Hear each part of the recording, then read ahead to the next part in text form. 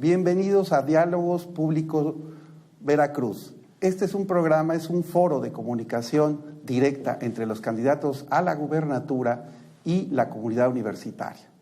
En esta ocasión vamos a tener un programa con el candidato de la coalición Unidos para Rescatar Veracruz, el señor Miguel Ángel Yunes Linares, que representa a los partidos, al Partido Acción Nacional, el PAN, y al Partido de la Revolución Democrática. Le recordaremos al público que este programa de Diálogos Públicos Veracruz, que este foro de comunicación directa, pertenece a una iniciativa de la Universidad Veracruzana. Recientemente la Universidad Veracruzana, a través del Centro de Estudios de Opinión y Análisis, y la Universidad Autónoma de México, la UNAM, a través del Centro de Estudios de Opinión, celebraron un convenio en donde unen esfuerzos para lanzar esta iniciativa de voto informado Veracruz en el proceso electoral estatal 2016. Le agradecemos al señor Yunes Linares su participación. Le explico brevemente. Señor, bienvenido. Gracias por su asistencia. El programa se divide en 3 bloques. Cada bloque contiene cuatro preguntas. Es importante decirles a todos que pueden ser preguntas abiertas de todo tipo. Se manejan aspectos financieros, políticos, culturales, que el candidato seguramente nos va a responder. Y pues bueno, si quieren iniciamos por favor las preguntas. ¿Quién es el que nos dice yo? Por favor. Buenas tardes, candidata. Buenas tardes a todos. Soy Ruy Gavarrón y soy parte del comité institucional de este foro. La deuda pública en el estado de Veracruz ha aumentado considerablemente. ¿De qué manera considera usted que puede atenderse este problema y al mismo tiempo atacar el crecimiento económico? Muchísimas gracias. Muy buenas tardes. En primer lugar, agradecer a la Universidad Veracruzana, decir que me siento muy contento en esta que es mi alma mater, y recordar algo. Esta elección es una elección de jóvenes. Hay 1 millón de jóvenes que por primera ocasión votarán para gobernador del estado. Es decir, 1 millón de jóvenes que entre 2010 y 2016 cumplieron 18 años y que por primera vez van a ir a votar. Es una elección que van a decidir ustedes y por eso me interesa mucho convencerlos de que voten por mí. El problema de la deuda pública en Veracruz es un problema gravísimo y con este problema o como consecuencia de este problema se generan muchos otros más en los ámbitos de seguridad, de salud, de educación, en todos los ámbitos, falta de infraestructura. La deuda ha crecido de manera exponencial. Yo tuve la oportunidad de trabajar en un gobierno entre los años 92 y 97 que dejó 0 deuda en Veracruz y 2.500 millones de pesos en caja. 0 deuda y 2.500 millones. Yo era secretario general de gobierno. Hoy tenemos una deuda que se estima en más de 100.000 millones de pesos. Somos la segunda entidad más endeudada del país después de la Ciudad de México. Este es un problema que compromete el 70% de las participaciones federales y que hace prácticamente imposible desarrollar programas de inversión de infraestructura para el desarrollo en Veracruz y atender necesidades tan urgentes como la propia demanda de la universidad de que se le paguen los recursos que les deben. Se han endeudado a Veracruz sin ton ni son, sin ningún objetivo y sobre la base solo de un objetivo de carácter patrimonialista, sobre la base de llevarse a la bolsa, y hay que decirlo, miles de millones de pesos que han ido a parar de la deuda pública o de las arcas públicas al bolsillo de los funcionarios. Por eso presenté una denuncia penal el día 3 de abril en contra del gobernador del estado por enriquecimiento ilícito, presentando las pruebas contundentes que acreditan que parte de esta deuda que tendremos que pagar los veracruzanos en los próximos años fue a dar a la bolsa de los funcionarios. ¿Qué vamos a hacer para enfrentar la deuda? Hemos hecho un análisis muy a fondo de la deuda y la deuda en primer lugar es una deuda, además de enorme, una deuda muy cara.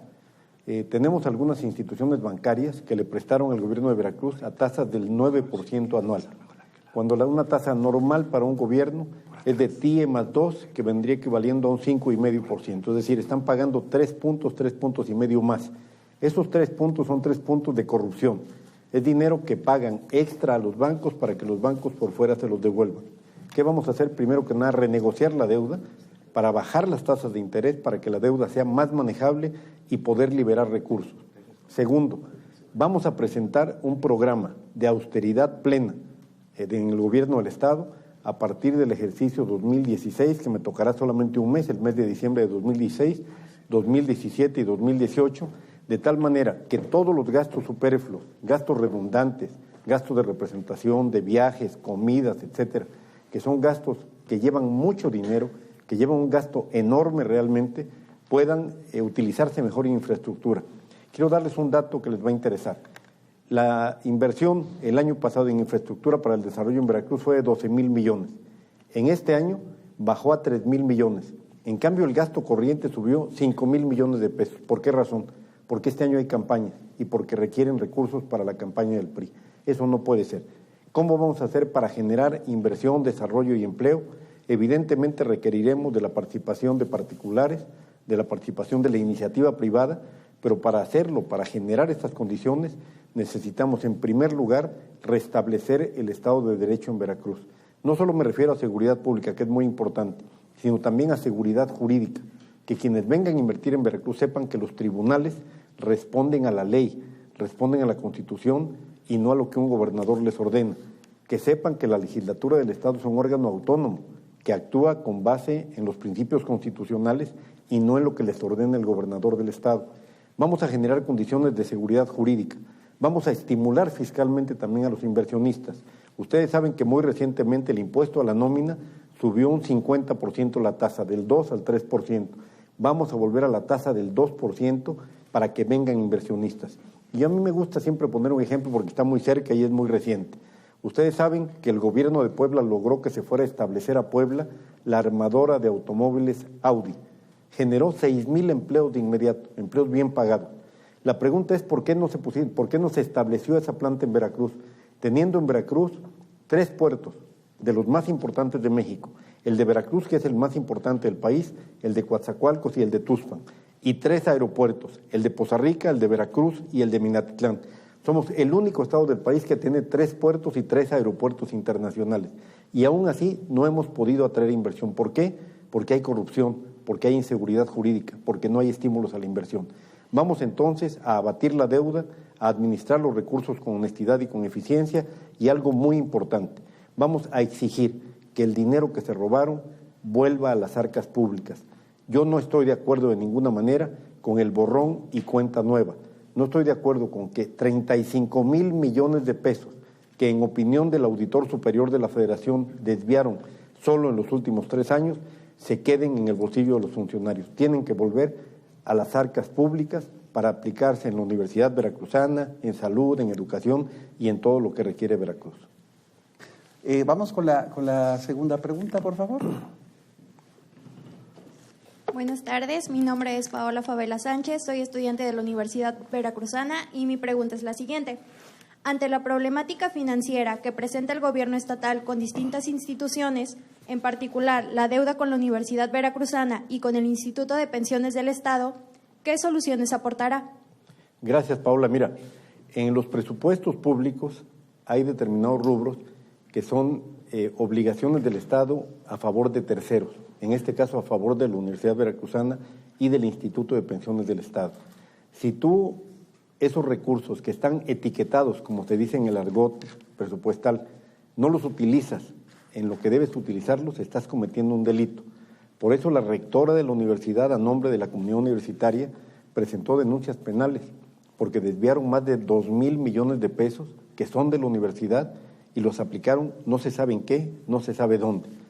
Lo que yo voy a hacer es respetar estrictamente el presupuesto de la universidad y establecer un mecanismo para que el flujo financiero que la universidad requiere y que proviene del gobierno del Estado ingrese directamente a la Universidad Veracruzana, que no tenga que pasar ningún trámite, que no tenga que pasar por ninguna oficina burocrática, que no tenga la rectora o el rector que rogarle al gobernador del Estado que le dé lo que le corresponde a la universidad. Esta parte es muy importante. Ya se logró que los recursos que vienen de la Federación entren directamente a la tesorería de la universidad, pero hoy tenemos que garantizar que los recursos estatales también entren directamente. En lo que se refiere al Instituto de Pensiones del Estado, conozco perfectamente bien el tema. Fui director general del ISSSTE durante 3 años y en esos 3 años me tocó resolver un problema gravísimo. El ISSSTE estaba al borde de la quiebra, como está el Instituto de Pensiones del Estado. Quiero darles un dato que seguramente los va a indignar como me indigna a mí. Hay pensionados en el gobierno del Estado de Veracruz, en el Instituto de Pensiones, que cobran más de 100,000 pesos mensuales de pensión. Menciono a uno, Reinaldo Escobar, que fue secretario general de gobierno. y hay personas que cobran 2,000 pesos de pensión. Esto no puede ser.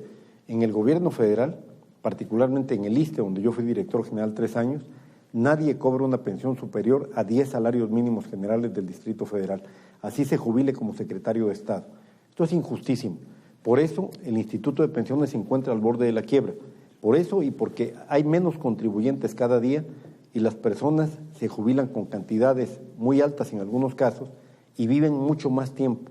La esperanza de vida, gracias a Dios, gracias a los esfuerzos de la medicina, gracias a la ciencia, hoy es mayor, hoy es de 77, 78 años, antes era de 60, 65 y muy rápido se ha ido incrementando la esperanza de vida. Entonces cada día hay más jubilados, se va haciendo una bola de nieve y en la perspectiva actuarial, en la perspectiva de largo plazo, el Instituto de Pensiones, si no se hace una reforma de fondo, puede ir a la quiebra y puede llegar el momento en que no se paguen las pensiones a los trabajadores.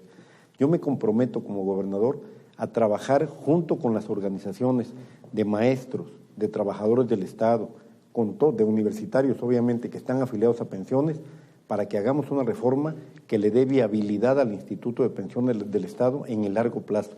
De otra manera, no habrá dinero que alcance, esa es la realidad. Y también me comprometo, desde hoy, como candidato y como ciudadano, a oponerme con todo y exhorto a todos ustedes a que se opongan a que el gobierno del Estado quite al Instituto de Pensiones la única reserva que tiene pensiones, lo que se llama reserva líquida, que es dinero en bancos, que son 2,500 millones de pesos, que se los quiere llevar el gobierno del Estado dándole a cambio el estadio de fútbol donde juegan los Tiburones Rojos. Es decir, quiere pagarle, quiere que compre el Instituto de Pensiones un estadio que realmente no le sirve para nada al Instituto de Pensiones. Esto no puede ser, hay que oponernos a eso para que Pensiones tenga cuando menos esa reserva líquida. En este bloque, la tercera pregunta.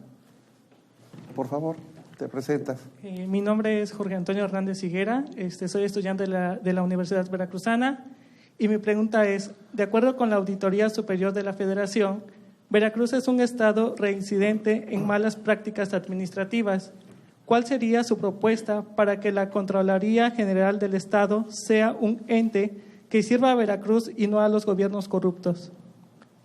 La Auditoría Superior no solo ha señalado que tiene malas prácticas administrativas, ha señalado que es el gobierno más corrupto del país y ha actuado en consecuencia. Ha presentado denuncias penales, ya denuncias que están presentadas ante la PGR, porque la Auditoría Superior tiene facultades para presentar denuncias penales. Así lo establece la Constitución, es un órgano constitucional autónomo que revisa las cuentas tanto del gobierno federal como de los fondos federales que aplican los estados y municipios. La auditoría ha determinado que Veracruz tiene irregularidades por más de 35,000 millones de pesos en 3 años y que esto equivale a las irregularidades de 18 estados en conjunto. Es decir, no solo es el gobierno que más deficiencias administrativas tiene, es el gobierno más corrupto. Yo he planteado, lo anuncié ya hace varias semanas, 2 cosas. La primera, en un programa de combate a la corrupción y transparencia que anunciamos desde la precampaña.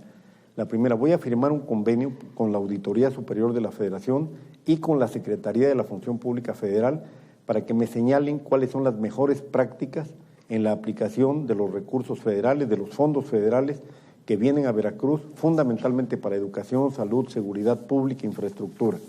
Que me señalen cuáles son las mejores prácticas y la mejor vía para supervisar la aplicación de estos fondos federales. Pero también, a nivel local, lo que vamos a hacer es que el Contralor del Estado, que actualmente es un funcionario nombrado por el gobernador y que depende y está al servicio del gobernador, deje de ser nombrado por el gobernador. ¿Quién lo va a nombrar? Lo va a nombrar el Congreso del Estado. ¿Y quién lo va a proponer? Lo va a proponer la Universidad Veracruzana. Yo considero a la universidad no solo como la reserva de talento, sino también como una reserva moral de Veracruz. La universidad realmente debe participar más en la vida pública y debe hacerlo con propuestas como estas, cuidando los recursos. Hay muchas otras medidas en materia de transparencia que vamos a llevar a cabo, pero concretamente en materia de Contraloría y de supervisión, esa será mi propuesta. Pregunta al floor manager, ¿tenemos tiempo para una cuarta pregunta? Muy bien, cerramos este bloque con la última pregunta, por favor.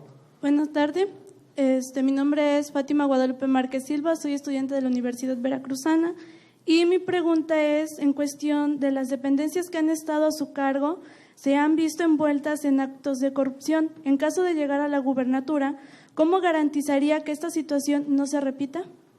Ninguna dependencia que ha estado a mi cargo se ha visto envuelta en actos de corrupción. Los últimos cargos que tuve en el gobierno federal fueron subsecretario de Seguridad Pública Federal entre enero de 2005 y enero de 2006.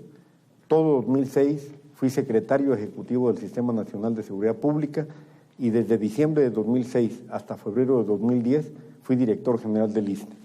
Como subsecretario de Seguridad Pública Federal jamás tuve siquiera una observación.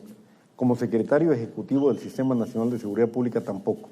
Y en la Dirección General del ISSSTE, y aquí quiero ser muy enfático, porque realmente me provoca no hilaridad, sino que me provoca preocupación el hecho de que quieran hacer creer que en un instituto como el ISSSTE, que tiene una vigilancia extraordinaria sobre la aplicación de los recursos, alguien pueda disponer y sacar de la caja el dinero y llevárselo. Como parte de esta guerra sucia que el gobierno desarrolla en mi contra, han desarrollado toda una estrategia para hacer creer que yo quebré al ISSSTE. Hicimos exactamente lo contrario. Cuando llegamos, el ISSSTE estaba a punto de quebrar. No podía el ISSSTE ya ni siquiera pagar las pensiones.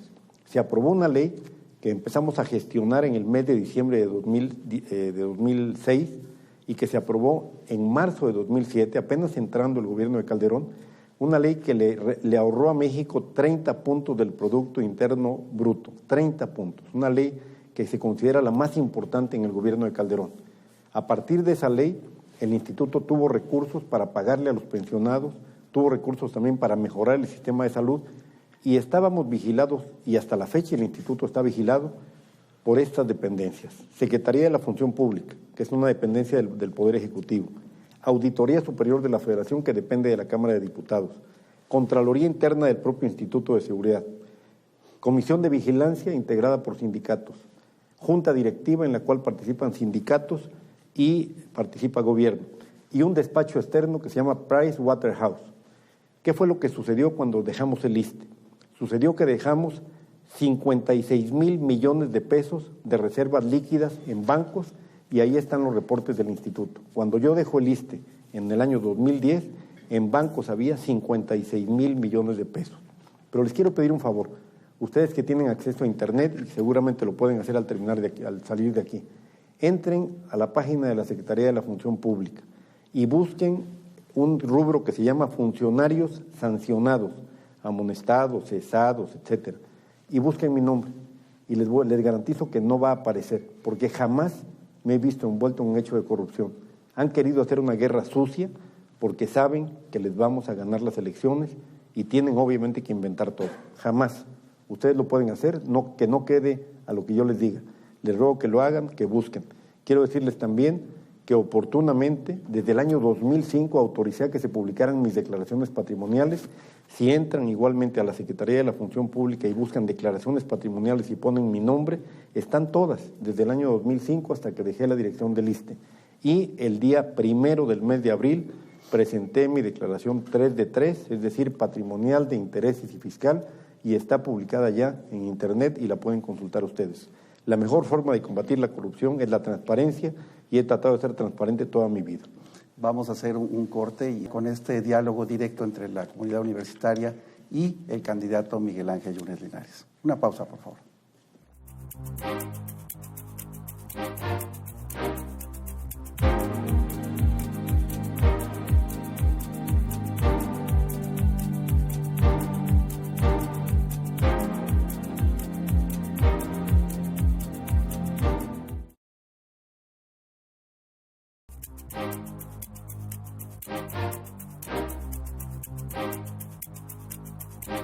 Vamos a continuar con este segundo bloque y le pedimos a esta comunidad universitaria que hay que destacar que no solamente participan los estudiantes, sino también se encuentran con nosotros docentes de la propia institución. Pues bueno, continuamos con este diálogo. Por favor. Señor candidato, muy buenas tardes. Mi nombre es José Alejandro Guevara Prieto, alumno de la Universidad Veracruzana, y mi pregunta es la siguiente.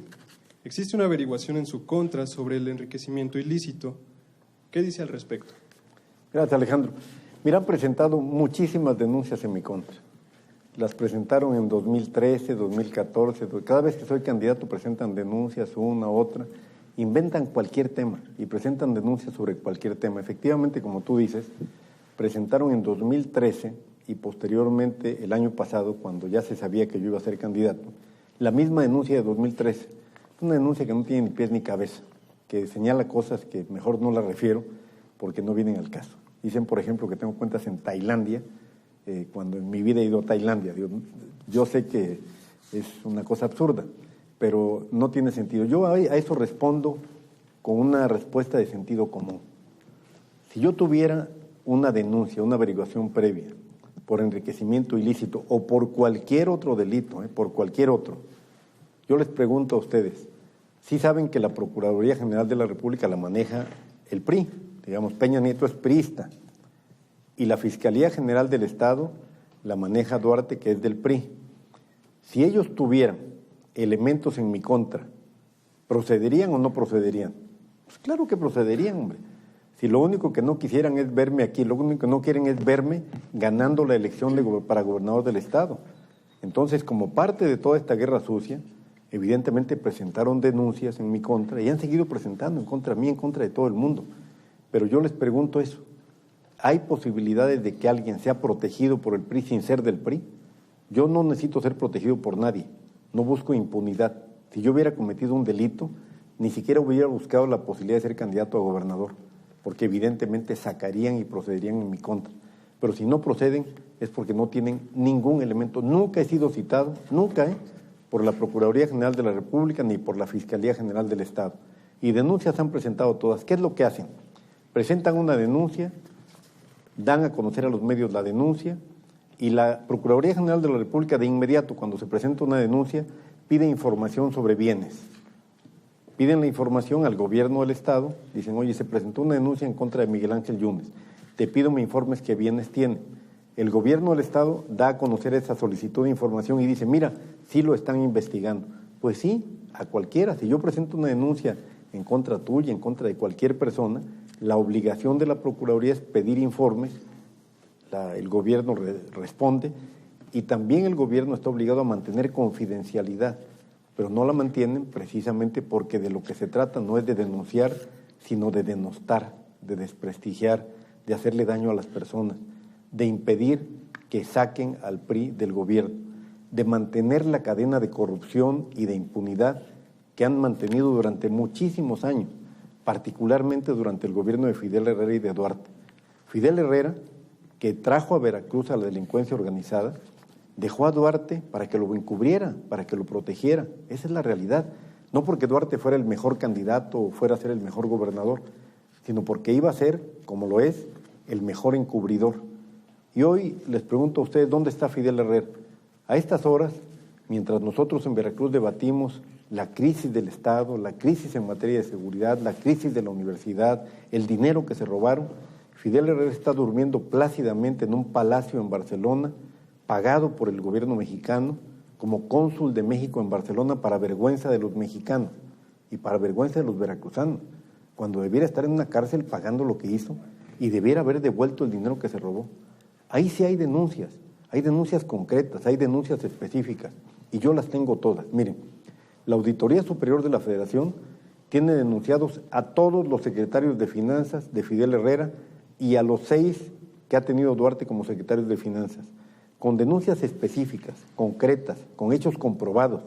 Se llevaron a la bolsa miles de millones de pesos. ¿Y por qué no procede la Procuraduría General de la República? Porque hay encubrimiento. No procede a pesar de que la Auditoría Superior de la Federación, que repito es un órgano que tiene vida constitucional autónoma, que depende de la Cámara de Diputados, comprobó que se habían cometido los delitos, pero no proceden, los encubren. ¿Quiénes están denunciados? Está denunciado, por ejemplo, Tarek Abdala, que fue tesorero del gobierno de Fidel Herrera y de Duarte. Está denunciado Edgar Espinoso, que fue cómplice de un exrector de la Universidad Veracruzana, hay que decirlo en este foro, de Víctor Arredondo, que fue uno de los rectores más pillos que ha tenido la Universidad Veracruzana y que después fue secretario de Educación. Edgar Espinoso era quien le manejaba el recurso a Víctor Arredondo. Está también denunciado Tomás Ruiz, que es el actual secretario de Obras. Están denunciados todos los secretarios de Finanzas de Duarte. Ahí sí hay denuncias concretas, probadas, presentadas por una auditoría superior que tiene todos los elementos. ¿Saben ustedes quién presentó la denuncia en mi contra? El hijo de César del Ángel, del movimiento de los 400 pueblos, los que se desnudan en Jalapa y en la Ciudad de México, obviamente financiados por el gobierno del Estado. Él presentó la denuncia en mi contra. Yo pregunto, ¿tiene algún valor o tiene comparación una denuncia presentada por la Auditoría Superior de la Federación contra una denuncia presentada por un grupo político de personas financiadas por el gobierno del Estado? No tiene ningún valor esta de acá. Son denuncias que, repito, tienen como propósito denostar. Si quisieran proceder en contra mía, ya lo hubieran hecho. Continuamos con una tercera pregunta. Por favor, compañera. Buenas tardes, soy Mariana Paola Sánchez Rivera, estudiante de la Universidad Veracruzana, y mi pregunta es la siguiente. Bueno, anteriormente ya nos hizo mención de la demanda que propuso. ¿Nos podría decir en qué consiste o cuáles son los puntos más importantes de dicha demanda en contra del gobierno estatal actual? Sí, claro. Desde hace mucho tiempo se sabe en Veracruz que el gobierno del Estado, que los funcionarios más importantes del gobierno del Estado han tomado recursos públicos para su beneficio. Ese ha sido un secreto a voces desde el gobierno anterior, pero muy particularmente en este gobierno. Hay funcionarios, y cito el caso concreto de Edgar Espinoso, que hoy son propietarios de 2 jets, de un helicóptero, de mansiones en Houston, de mansiones en España, tienen por todas partes. ¿Qué es lo que sucede? Que ha habido esta cadena de encubrimiento, corrupción, que la quieren continuar. Yo tomé la decisión desde hace tiempo de denunciar lo que estaba pasando, pero empecé a sentir el escepticismo de las personas. La gente decía, Yunes está mintiendo. Cuando llegue a gobernador no va a proceder en contra de Duarte, es solamente un discurso político. Y entiendo el escepticismo, la incredulidad de las personas, porque ya muchas veces han sido engañadas y porque en otros casos, y ponen siempre el ejemplo del Bronco en Nuevo León, dicen el Bronco dijo que iba a meter a la cárcel a Medina y no lo hizo. Pero no por meter a la cárcel o no, sino por hacerle justicia a los veracruzanos.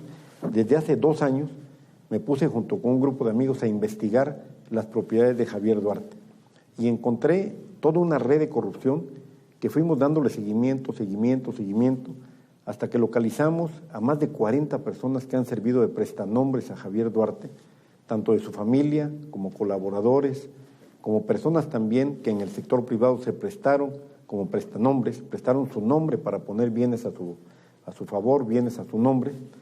Y esta red enorme de corrupción, en la estimación de la denuncia que presentamos, tiene más de 3,000 millones de pesos en propiedades, en bienes, solamente en bienes inmuebles. Detectamos, por ejemplo, en Bilbao, en España, un hotel puesto a nombre de Daniel Duarte de Ochoa, hermano de Javier Duarte de Ochoa. Detectamos en Houston 4 departamentos a nombre de Edgar Espinoso, la persona que les mencionaba. Detectamos 24 casas puestas a nombre de Moisés Mansur, que es un socio, un cómplice de Duarte. Detectamos en Iztapa 2 penthouse en el edificio más caro de Iztapa, con un valor de $6 millones.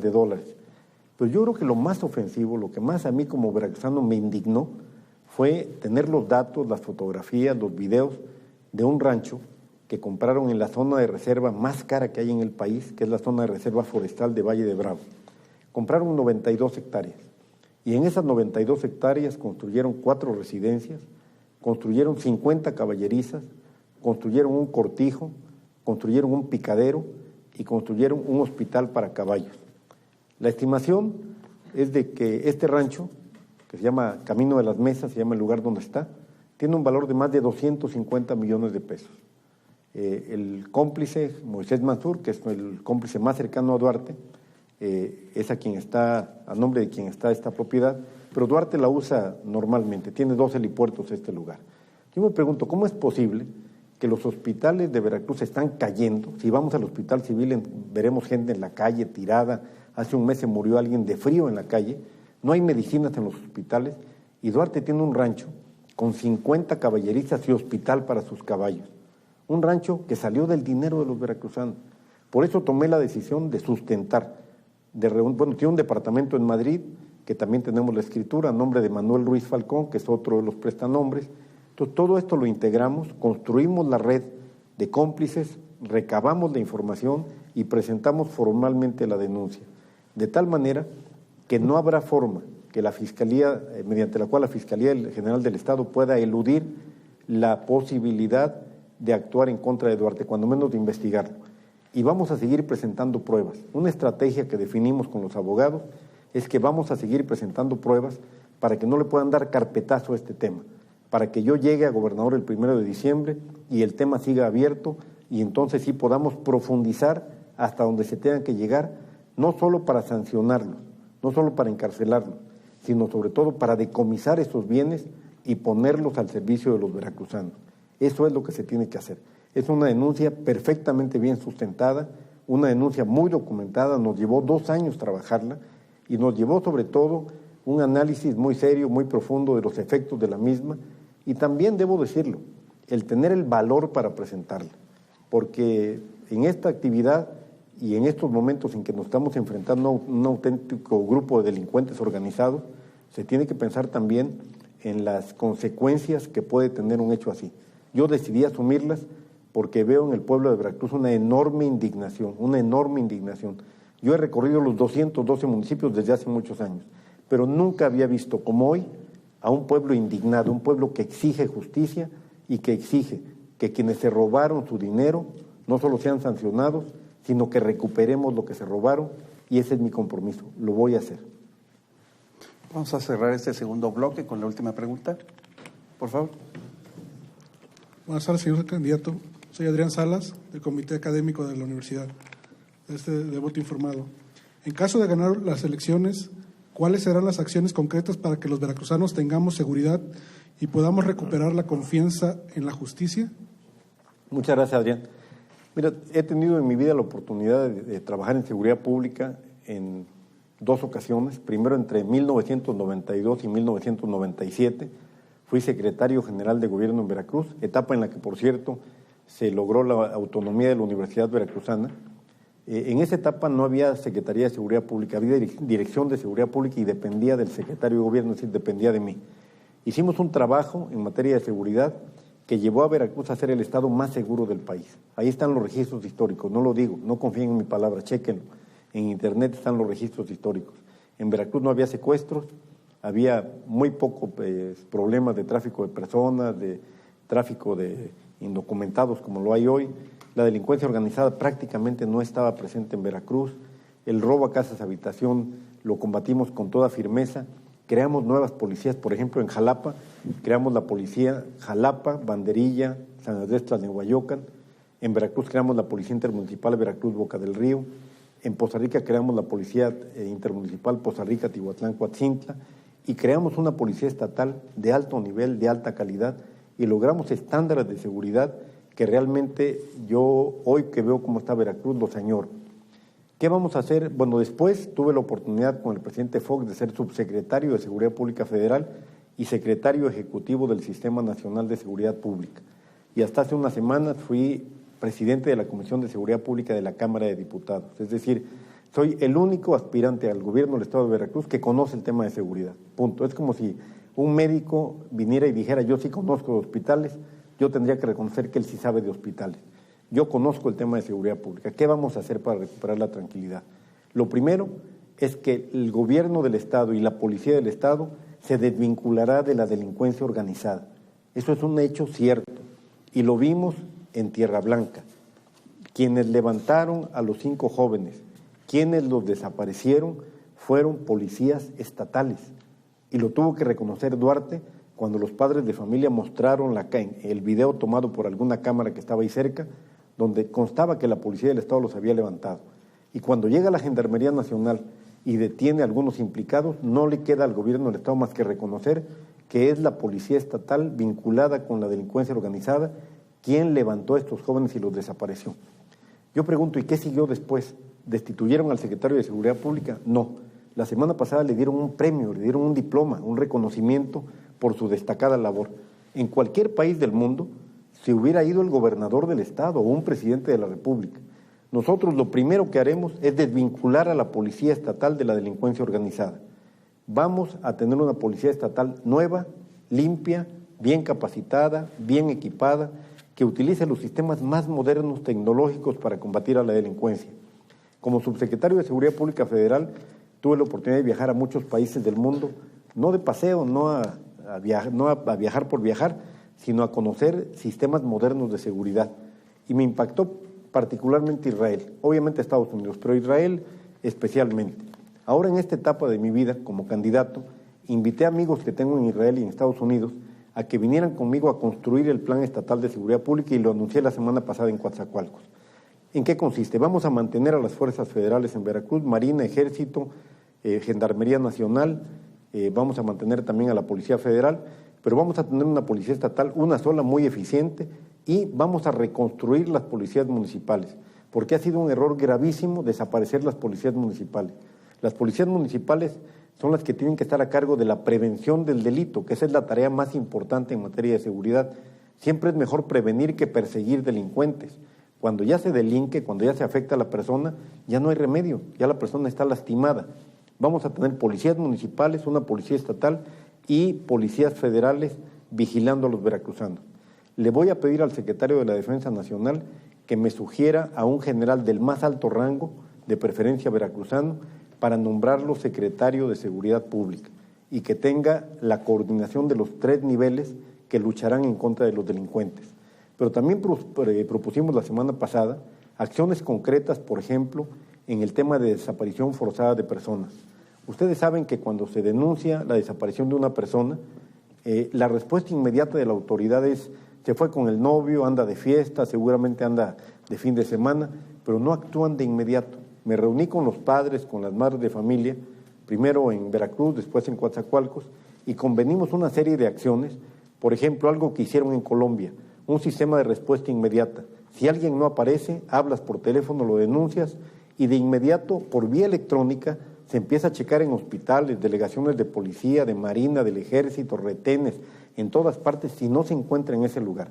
Y si no se encuentra ahí, de inmediato inicia la búsqueda, pero de inmediato, no 24 o 48 horas después. ¿Qué haremos, por ejemplo, en materia de secuestro? Ya tengo la Academia de Estados Unidos, donde a partir del 6 de junio, ganando la elección para gobernador, se van a ir 50 personas a capacitarse.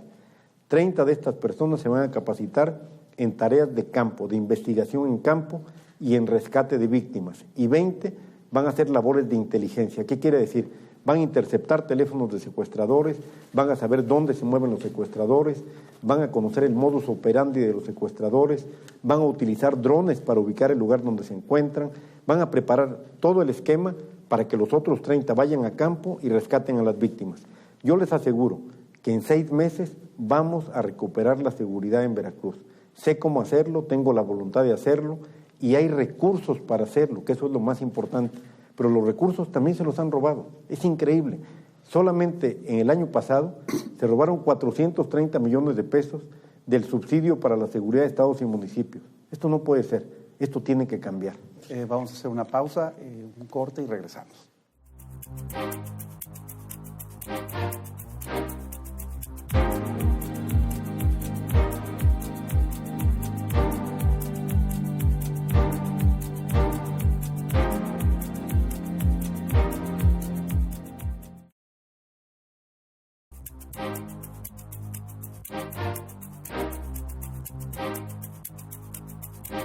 Y bueno, vamos a cerrar con este tercer bloque.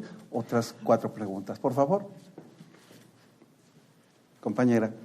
Buenas tardes. Mi nombre es Ingrid Adelaida Escobar Álvarez, también estudiante de la Universidad Veracruzana. Mi pregunta es la siguiente.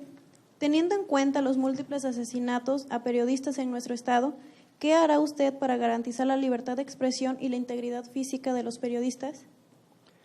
Mira, Ingrid, lo primero es que voy a respetar la libertad de expresión y de opinión, el derecho a publicar, como lo establece la Constitución, pero también voy a respetar, obviamente, a los periodistas y voy a cuidar su integridad física. Algo que es muy importante es no criminalizar a los periodistas. No hay que perder de vista que varios de los crímenes que se cometieron en contra de los periodistas fue después de que Javier Duarte en Poza Rica diera un discurso realmente nefasto, donde dijo que en materia de periodismo él sabía quiénes andaban en malos pasos y que pronto se movería el árbol para que se cayeran las frutas podridas. Esto fue como un llamado a que asesinaran a periodistas. No digo que lo haya hecho, pero así se interpretó. Yo seré muy cuidadoso de mi trato con los periodistas, evidentemente respetuoso y responsable frente a ellos, y cuando sepa que un periodista está amenazado en su integridad, evidentemente el Estado protegerá la integridad de ese periodista. Una cuestión muy importante es que jamás voy a criminalizar a los muertos. Me parece algo inmoral el hecho de que después de que se asesinan a un periodista, actúen en contra de su memoria, cuando ya no se puede defender. Y voy a poner un caso muy concreto. Yo fui amigo de Milo Vela, que era subdirector de Notiver, de la página roja de Notiver, que es un periódico que se lee, se vende mucho en Veracruz y que tiene una página roja la más importante. Milo Vela era un hombre honorable, conocía a su hijo también, Micha, a su esposa, vivían en una casa de Infonavit y de repente llegaron y lo asesinaron a mansalva, de una manera brutal, a él, a su hijo y a su esposa. Y lo primero que se le ocurrió al gobierno del Estado fue decir que lo asesinaban porque estaba vinculado con la delincuencia. Yo pregunto si alguien que está vinculado con la delincuencia vive en una casa de Infonavit en condiciones realmente humildes. Pues no, viviría en una casa de lujo. No voy a criminalizar jamás la memoria de un periodista ni de nadie que haya sido asesinado y después, cuando ya no está, cuando ya no se puede defender, decir que fue asesinado por sus vínculos o por sus malos pasos.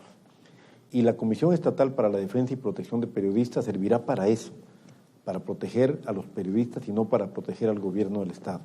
Voy a ponerme de acuerdo con los propios periodistas para que ellos me digan quién debe ir a la comisión, quién debe representarlos ahí, y le daré los recursos que se requieran, no solo económicos, sino todo el apoyo para que la comisión funcione bien, con eficiencia y con autonomía.